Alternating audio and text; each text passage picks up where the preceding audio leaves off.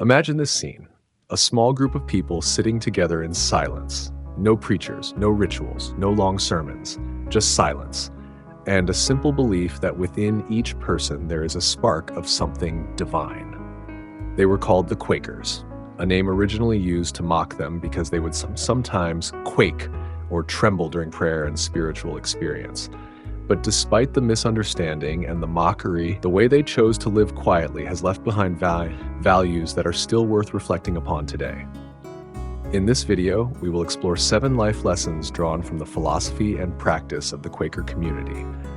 Not to idolize them, but to understand why, in a chaotic world, they chose to live simply, humbly, and humanely. Historical background: the birth of the Quaker community. The Quaker movement, officially known as the Religious Society of Friends, began in England during the 17th century, a period marked by political turmoil and religious conflict across Europe. The movement was founded by George Fox, born in 1624 in Leicestershire, England. Fox became disillusioned with rigid religious rituals, class discrimination, and the politicization of faith. He believed that every individual could have a direct personal relationship with God without the need for clergy or formal church structures. The concept of the inner light became the foundation of Quaker belief, the idea that within every human being resides a divine spark, regardless of status, gender, or social standing. At the time, such a belief was seen as radical and even dangerous. The Quakers refused to swear allegiance to the monarchy, refused to engage in warfare, and rejected many formal religious practices. They valued equality, honesty, and peace, which stood in contrast to the norms of their society. For these reasons, the Quakers faced severe persecution from the very beginning. They were mocked, imprisoned, and marginalized because they refused to conform to secular and religious authority. The Quakers in America: a quiet legacy. Despite the difficulties they faced in England, the Quaker movement grew and spread to the New World. One of their most significant contributions was the founding of Pennsylvania, a colony established in 1681 by William Penn, a Quaker himself. Pennsylvania was designed as a safe haven for people persecuted for their religious beliefs, not only Quakers, but other minority groups as well. There, principles of religious freedom, equality, and tolerance were laid as the foundation of society. Throughout the 18th and 19th centuries, the Quakers continued to live and practice their values quietly but consistently. They became actively involved in social movements long before they became popular causes. They spoke out against slavery, advocated for equal education, and played key roles in the Underground Railroad, a network that helped enslaved people escape to freedom. They did not rewrite history with weapons. They left their mark by living the values they believed in, one small act at a time. What sustained them across centuries? What enabled a small, often misunderstood community to leave such a lasting imprint on American society? The answer lies not in religious doctrine, but in how they chose to live their lives. It lies in the life lessons they practiced every single day. Let us now explore these 7 profound life lessons from the Quakers, lessons that can inspire anyone, regardless of faith or belief. First lesson: silence is power. When you enter a Quaker meeting, you will not hear sermons or music. No one stands to lecture. Instead, people gather and sit together in silence. But this silence is not empty. It is a sacred space where each person listens deeply, to themselves and to the presence of something greater within. For the Quakers, silence is not an absence, it is an act of presence. It is the conscious choice to pause, to turn inward, and to pay attention to the still, small voice that often gets drowned out by the noise of the world. In an age where everyone is trying to speak louder to be heard, this lesson reminds us that sometimes the greatest power lies in listening, especially to ourselves. Second lesson: simplicity brings freedom. The Quakers are known for their simplicity, in dress, in speech, and in lifestyle. But simplicity for them was never about self-denial. It was an intentional choice. They understood that the more we cling to material things, the more those things end up owning us. They believed that by letting go of unnecessary desires, people could better see what truly matters. Simplicity was not about poverty, but about clarity and freedom. In today's world, where people are caught up in endless cycles of consumption, competition, and display, their way of life offers a quiet reminder. Freedom often begins when we stop trying to possess everything and start appreciating what we already have. Third lesson, there is light in everyone.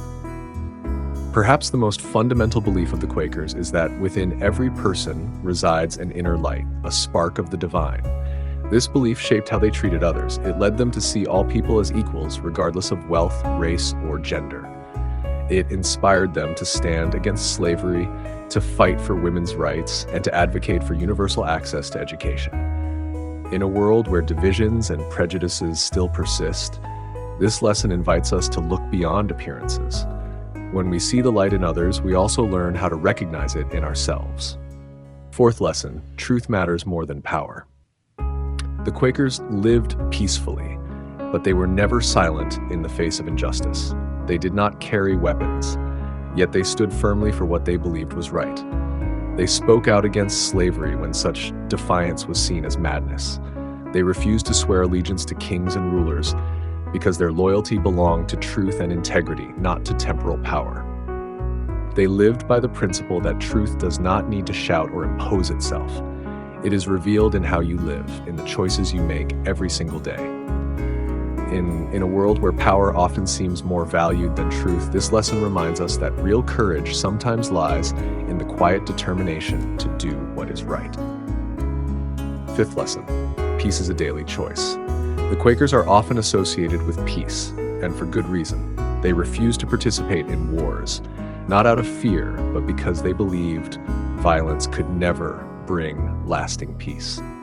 But for them, peace was not merely about avoiding conflict. It was about how you treated others every day. It was about forgiveness, patience, and understanding. It was about choosing love over resentment, listening over judgment.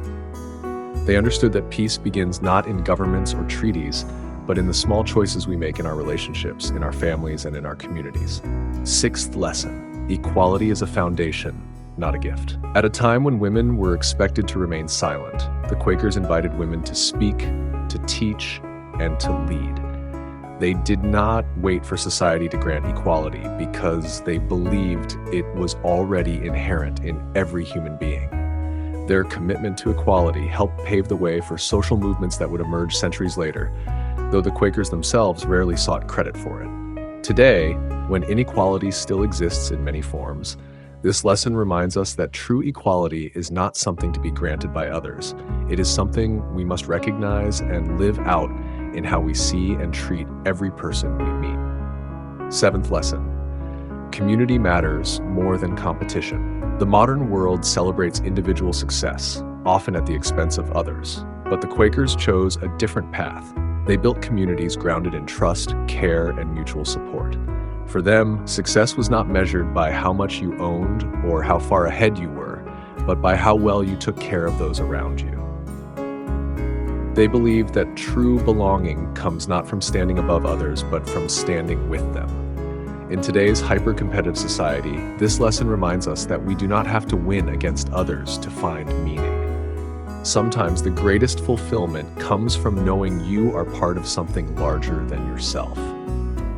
These 7 lessons are not commandments. They are not religious laws. They are simply ways of living that one small, often overlooked community chose to follow, quietly, consistently, and with great care.